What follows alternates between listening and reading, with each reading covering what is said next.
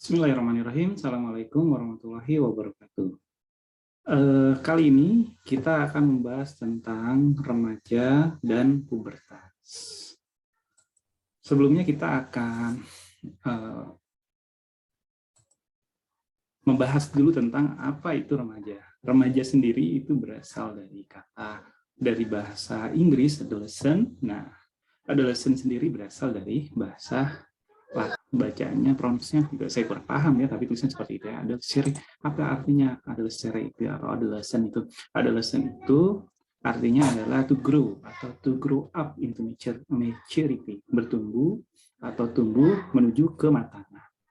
Nah, awal mula dari remaja ini, kematangan yang dimaksud ini adalah pubertas. Nah, awal dari remaja. Nah, tapi biasanya perbedaan yang utama antara remaja dengan pubertas itu adalah kata kuncinya adalah seksual. Ya, seksual. Seksual itu maksudnya apa sih? Jadi pubertas itu adalah kematangan dalam hal seks. Pubertas, mengalami pubertas, maka dia sudah bisa bereproduksi.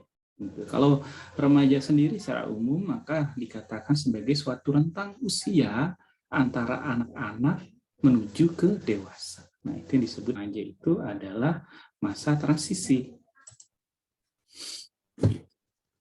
Oke, nah ini ada nature of adolescent. Jadi secara alamiah adolescent itu kayak gimana sih? Bagaimana pandangan terhadap remaja?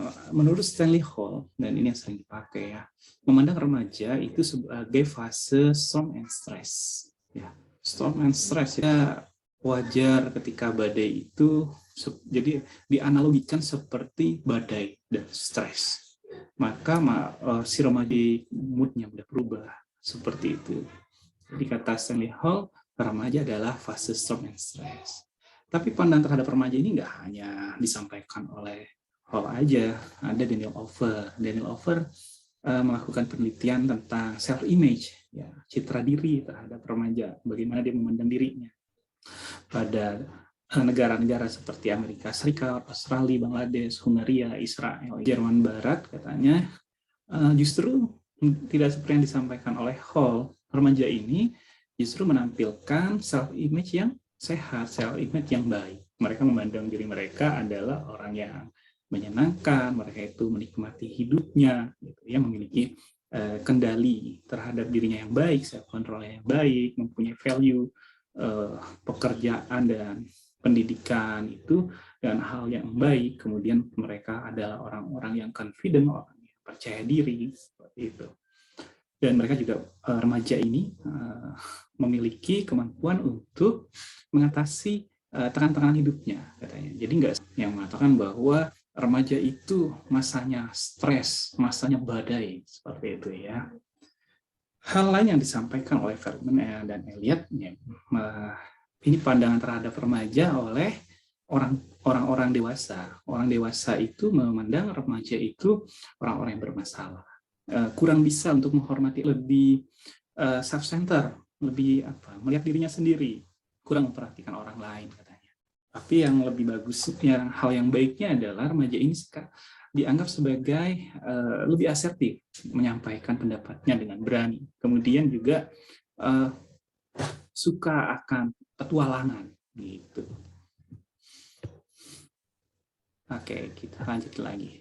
Kemudian pandangan lain tentang remaja ini, remaja itu kalau dilihat dari waktu ke waktu ternyata fase remaja ini semakin panjang. Kalau dulu barangkali, kalau kita lihat zaman dulu dalam sejarah ya, maka fase remaja itu cukup singkat. Misalnya yang paling sederhana adalah angka pernikahan. Dulu menikah itu misalnya usia 18 tahun itu sudah menikah. Ketika sudah menikah maka tidak berada pada fase remaja lagi. Beda dengan sekarang. Sekarang fase remaja itu lebih panjang. Seperti itu ya. Kemudian tapi puberti, kematangan seksual justru terjadi lebih cepat oleh nutrisi yang lebih baik, ya, gizi yang lebih baik yang didapatkan oleh manusia di zaman sekarang ini, gitu. Kemudian juga teknologi yang informasi itu juga mempengaruhinya. Kita tahu bahwa perkembangan itu nggak hanya bercerita tentang nature, tapi juga dipengaruhi oleh nurture, ya, dipengaruhi oleh pengalaman gitu. Jadi remaja itu ya sederhananya gitu tuh, jadinya lebih panjang waktunya. Kemudian pandangan-pandangan tentang remaja ini juga lebih berubah. Kalau dulu itu katanya bahwa remaja itu pola pikirnya adalah ya sudah dewasa kemudian cari kerja. Kalau remaja sekarang enggak, pendidikan itu harus tinggi, maka semakin bertambah usianya dia masih berkuliah. Misalnya seperti itu. Kita dapati misalnya sekarang aja secara rata-rata di Indonesia untuk yang lulus S1, S2 bahkan itu masih tinggal dengan orang tua. Kemudian juga pernikahan jadi lebih lambat, ya, lebih lambat. Lebih lambat. Kalau dulu misalnya ditanya nikah usia berapa? 20 tahun. Sekarang mungkin akan berubah. Misalnya ada pertanyaan, kapan Anda mau menikah? Di usia berapa? Mungkin akan ada yang menjawab 25 mungkin, atau 30 tahun, bahkan lebih gitu ya. Jarang sekali kan kita mendengar kapan menikahnya usia 20 tahun atau 18 tahun gitu. Akibat dari pandangan seperti itu juga maka kelahiran bayi juga ya juga berubah juga gitu ya, karir yang dipikirkan. Nah, pubertas tadi sudah disampaikan ya, sudah saya sampaikan bahwa pubertas itu awal dari remaja, awal dari fase remaja itu dimulai dari pubertas. Nah, pubertas sendiri merupakan transisi fisik menuju kedewasaan. Nah, pubertas sendiri sebenarnya kalau kita lihat pengertiannya adalah proses di mana seseorang mencapai kematangan seksual dan memiliki kemampuan bereproduksi. Nah, secara umum ya terjadi perbedaan antara laki-laki dengan perempuan. Secara umum ya nggak selalu sama ya. Biasanya remaja putri itu 2 tahun lebih cepat pubertasnya dibandingkan remaja putra. Gitu ya. Kapan sih dikatakan ini apa pubertas itu ya? Pubertas itu ditandai dengan apa? Nanti kita bahas ya nanti, karena nanti ada ciri-ciri kematangan seksual. Nah, ciri-ciri kematangan seksual inilah yang menandakan, mencirikan bahwa sudah kita lihat ya. Nah, sebelumnya kita bahas dulu sedikit gitu ya. Kita singgung sedikit tentang kenapa bisa terjadi pubertas ini dengan sistem endokrin yang ada di tubuh kita. Mudah-mudahan masih ingat ya pelajaran tentang endokrin di mata kuliah FAAL ya, psikologi FAAL. Gitu ya. Jadi ada kelenjar yang namanya pituitary. Kelenjar pituitary ini dialah yang bertanggung jawab untuk melepaskan hormon, ya, melepaskan hormon untuk memerintahkan kelenjar-kelenjar lain melepaskan hormon-hormonnya. Dia bekerja sama dengan hipotalamus dalam pelepasan hormon ini.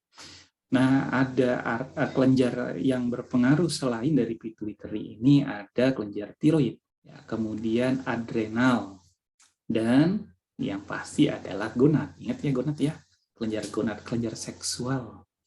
Nah, oke, cukup di situ kita bahasnya ya. Nanti Anda bisa ingat-ingat lagi, coba baca lagi tentang endokrin di psikologi faal, itu lebih lengkap.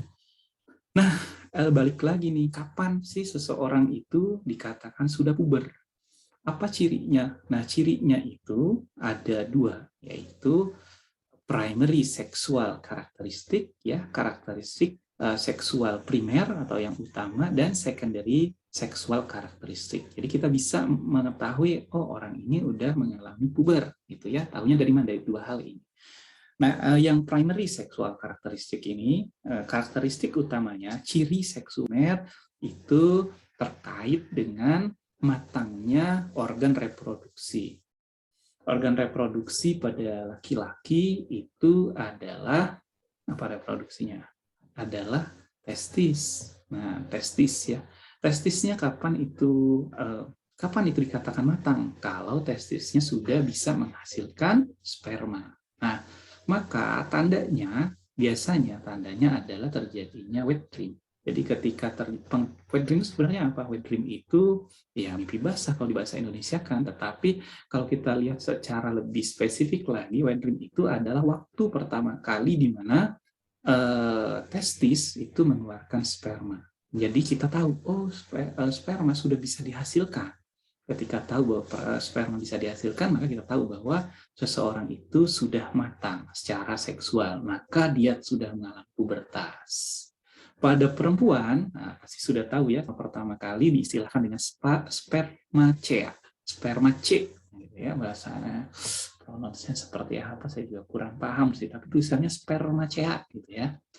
Keluarnya sperma pertama kali. Kenapa bisa keluar? Ya karena testis sudah matang. Testis adalah alat reproduksi pada laki-laki. Nah, pada perempuan reproduksinya itu adalah indung telur, ya, indung telur.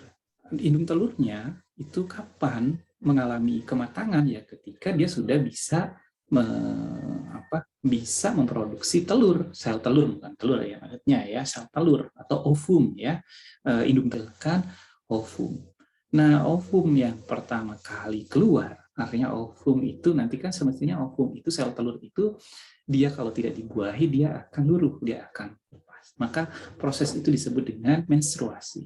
Keluarnya sel ovum dan ininya ya, perangkap ininya untuk reproduksi perempuan itu disebut dengan menstruasi. Nah, menstruasi yang pertama disebut dengan menarche, tulisannya menarchea, ya menarche katanya seperti itu. Nah, itu yang disebut dengan primary sexual karakteristik atau ciri atau karakteristik pada laki-laki matangnya testis, pada perempuan matangnya ovarium. Laki-laki biasanya terjadi ketika pertama kali laki-laki itu, remaja itu bisa melepaskan sperma, namanya sperma C. Pada perempuan, ketika sudah bisa memproduksi ovum pertama kalinya menstruasi, itu namanya menarche. Ingat ya. Kemudian ada secondary sexual karakteristik. Nah, secondary sexual karakteristik, ciri-ciri atau karakteristik seksual sekunder. Apa ciri-cirinya? Ciri-cirinya beda dengan primer tadi. Kalau primer itu langsung pada organ reproduksinya, maka ini dia merupakan fitur-fitur yang ada, yang bisa kita lihat di luar tubuh, ya, yang menandakan orang itu sudah matang secara seksual. Apa tandanya? Misalnya laki-laki badannya semakin tinggi, suaranya ngebas, misalnya pada perempuan, misalnya curve lebih curve itu melengkung-lengkung lah gitu ya, mulai berbentuk, kemudian misalnya tubuhnya payudara dan lain. Oke, selanjutnya kita lihat kematangan seksual tadi. Nah, kematangan seksual pada perempuan, kematangan seksual sekunder itu bisa dilihat dari ini, ada gambarnya ya. Whole body get curve ya, jadi pinggulnya lebar, ya. Kemudian kulitnya itu bulu-bulu di bagian ketiak, kemudian terjadi perkembangan pada tumbuh rambut di dan lain-lain ya. Nah, ini bisa dibaca nih, atau menstruasi pertama ini tadi kaitannya dengan primary sexual karakteristik ya. Menarche ini setengah katanya ya, bisa kurang bisa lebih ya, bisa kurang bisa lebih. Anda bisa yang perempuan kapan terjadinya gitu ya, bulu-bulu bukan bulu rambut harusnya ya. Ya, dan fisik lain itu disebut dengan secondary sexual karakteristik. Pada laki-laki tadi juga sudah dijelaskan ya, testis dan perubahan skrotum, tahu ya, testis yang bukan bulu, saya rambut pada penis, perkembangan tinggi badan dan berat badan yang pesat, sehingga biasanya badan laki-laki, remaja laki-laki itu jadi terlihat di wajah, bulu di wajah itu maksudnya kumis, jenggot ya, bukan di wajahnya berbulu ya. Pertama, ejakulasi itu artinya keluarnya spermanya, bisa lebih bisa kurang gitu ya. Ciri-ciri lain Anda bisa sebutkan saja yang menandakan bahwa sudah terjadi perkembangan. Kemudian dampak psikologis akan terjadinya pubertas ini. Pada perempuan 20 tahun yang lalu itu menunjukkan bahwa menstruasi itu merupakan kejadian kenapa tiba-tiba keluar darah dari kemaluannya seperti itu ya. Tapi pada sekarang ini ya, kenapa itu bisa terjadi? Karena biasanya tabu untuk menyampaikan, mendiskusikan tentang hal-hal yang bersifat seksual. Pada hal yang dianggap jorok ya, hal-hal yang Misalnya kalau dikatakan seksual kan, maka yang banyak dari kita berpikir bahwa hubungan seksual ya di luar nikah, kemudian pornografi produksi pada diri kita. Nah, makanya dianggap hal yang tabu, sehingga maka wajar jadi bingung remaja putri itu ketika mengalami menstruasi gitu ya. Nah, kalau sekarang katanya sifatnya campur aduk katanya ya. Tapi sebelumnya tentang menstruasi. Karena pendidikan seks yang sudah baik sekarang biasanya sih biasanya nggak traumatis sih ya. Malah kalau saya sempat baca untuk remaja putri ya. Kemudian reaksi remaja putra. Remaja putra itu lebih mixed feeling. Perasaannya itu campur aduk ya. Campur aduk. Kebanyakan remaja putra sudah mengetahui tentang wet dream sebelum mengalaminya. Nah, katanya ya kebanyakan seperti itu. Kenapa? Karena biasanya mereka bercerita mendapatkan informasi ini bukan dari orang tua, tapi lebih banyak misalnya dari membaca, dari teman, dan dari Google. Bahkan kadang nggak berniat baca, tiba-tiba ada masuk. Gitu. Secara umum karena remaja putra itu kurang mendapatkan dukungan sosial. Apa ya? Karena remaja putri kan ketika misalnya mengalami menarke, ya biasanya ditenangkan oleh ibunya atau orang tuanya ya, bahkan selamat kamu sekarang sudah dewasa. Kami ini apa wet dream, ngobrol gitu ke orang tua rasanya agak jarang ya, sedikit mungkin dari remaja putra yang bercerita gitu ya. Jadi mereka biasanya kurang terbuka, bahkan bisa jadi mereka merasakan hal yang bersalah, misalnya kenapa seperti ini, apalagi terkait dengan kalau informasinya kurang betul gitu, merasa berdosa, kenapa nih bisa tiba-tiba saya seperti ini, saya bisa bermimpi seperti ini gitu ya. Ada ya, tapi ada juga yang merasa senang justru ya, kalau bisa sih mimpi aja setiap hari ya, seperti itu ya. Kita ini beda-beda, bahkan setelah itu mungkin nyari-nyari kesempatan itu ya, berusaha untuk mimpi, lihat-lihat film misalnya. Oke, lanjut dampak pubertas pada emosi. Nah, ada mood swing ya, mood swing. Kenapa? Karena adanya pengaruh dari hormon ya, pengaruh dari hormon yang buat mood kita berubah. Benar nggak sih? Ya, coba dicek lagi buat remaja putri yang perempuan yang di sini, ada istilah namanya PMS katanya. PMS tahu ya? Ya, itulah katanya emosinya menjadi turun naik. Emosi meninggi terutama di awal masa remaja. Sejalan dengan waktu, emosi mulai mereda dan lebih stabil. Jadi semakin usianya bertambah, semakin bisa mengendalikan emosinya. Seperti itu katanya. Kemudian juga untuk perilaku sosial ketika puber ini biasanya sudah jarang meluangkan waktu bersama orang tua, ya, lebih sering meluangkan waktu bersama teman-teman. Sehingga karena jarang meluangkan waktu bersama orang tua, maka tak heran sering terjadi konflik berkurang ya, seperti itu. Apakah terjadi pada semua remaja? Tentu tidak. Karena ada juga remaja yang berdiskusi dengan orang tuanya. Anda termasuk yang mana? Yang lebih dekat orang tua atau lebih dekat dengan teman-teman? Ya, terima kasih. Itu yang bisa saya sampaikan untuk bahasan tentang remaja dan pubertas. Silakan juga dibaca buku Papalia dan Santroknya terkait dengan adolescent ini. Kemudian mari kita berdiskusi di sesi diskusi.